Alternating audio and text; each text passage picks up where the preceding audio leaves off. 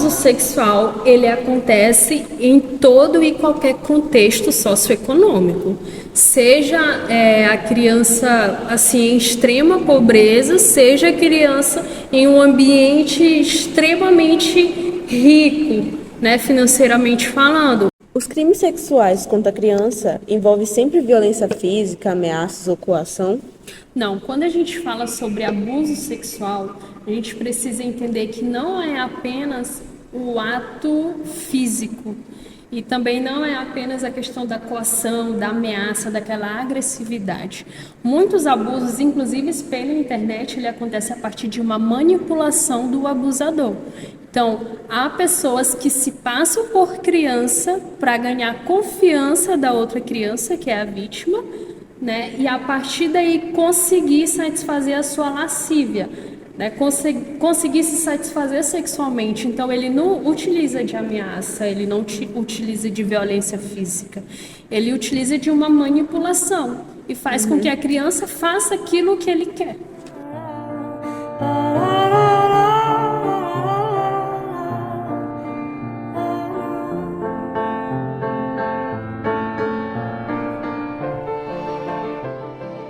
Quais são os sinais mais frequentes de que a criança está sendo violada sexualmente?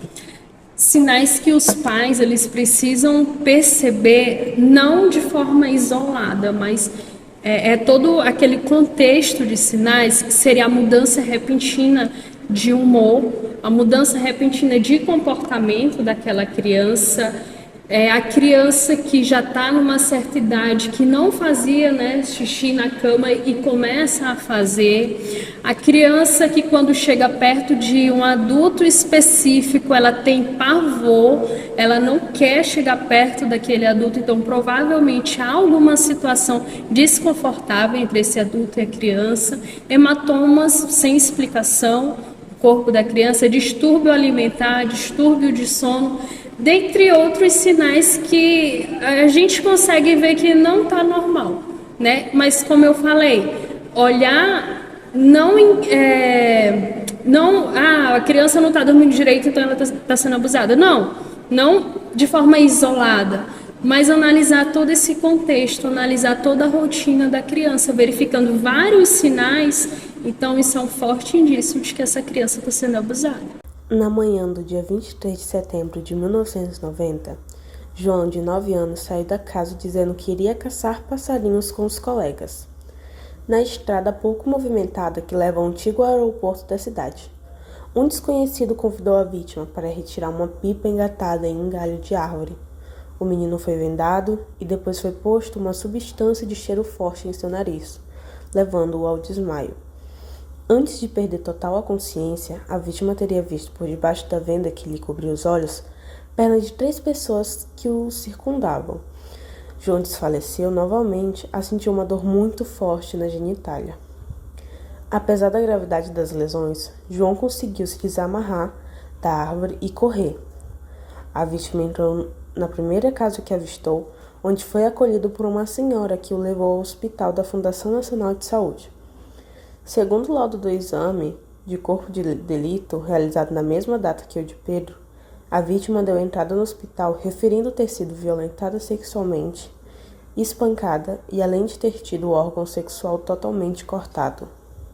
Feridos: José, 8 anos, vitimado em 2 de agosto de 1989, após sair de sua residência e ser aliciado por um homem. O menino foi encontrado horas depois com ferimentos e sinais de violência sexual. Jaenes da Silva Pessoa, 13 anos, assassinado em 1º de outubro de 1992, quando cuidava do gado da família. Seu corpo foi encontrado dias depois, castrado com sinais de violência sexual e tortura. Teve também os olhos arrancados e punhos dilacerados. Flávio Lopes da Silva, 10 anos, desaparecido em 27 de março de 1993.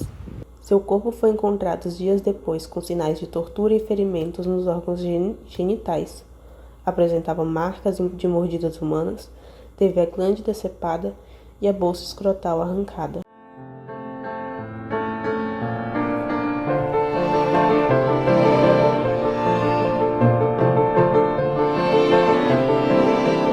Das dificuldades que a criança ou adolescente podem ter, né, de deixar de estudar, de se tornar um adulto inativo, que não conseguiu ter perspectiva de futuro, que não consegue estar em meio social. Então, são essas as dificuldades que eles podem ter. Nós estamos aqui justamente para dizer que não queremos violência contra a criança. O 18 de maio foi criado por conta da morte da Araceli Crespo, uma menina que foi assassinada em 1973.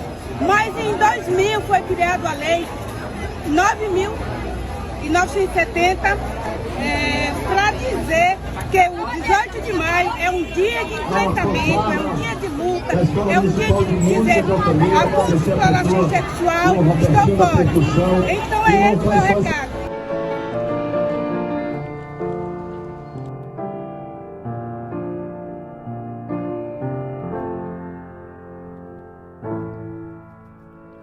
A denúncia geralmente é feita no Disque 100, né? Que é um número que é fácil das pessoas terem acesso e de ligar, ou o 190, que é da Polícia Militar, e aí a polícia aciona ou a Guarda Municipal ou alguma outra autoridade policial para fazer o acompanhamento. E qual é o procedimento a partir dessa denúncia?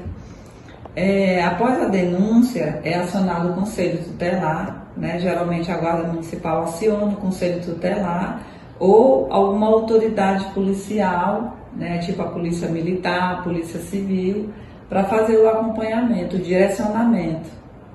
E quais as providências a serem tomadas com a criança ou adolescente abusado?